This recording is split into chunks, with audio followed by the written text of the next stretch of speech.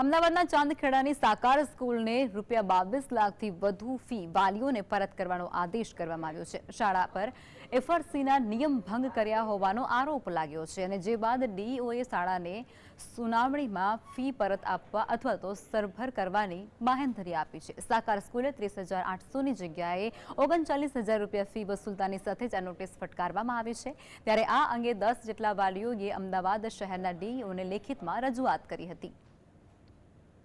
Fee એફઆરસીમાં proposal માટે ચાલુ વર્ષે રાખવામાં આવી હતી, તે જ ફી એમણે ચાલુ વર્ષે લઈ લીધી।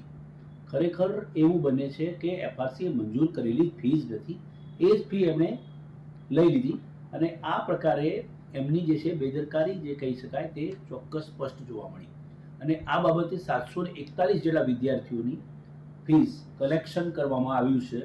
અંદાજે લગભગ 22 લાખ જેટલી રકમ કહી શકાય। તે તમામ ફીસ વાલીને પરત કરવી અથવા નેક્સ્ટ ક્વાર્ટર ફીમાં એને એડજસ્ટ કરવી, આવું સ્પષ્ટ અમે જણાવ્યું છે।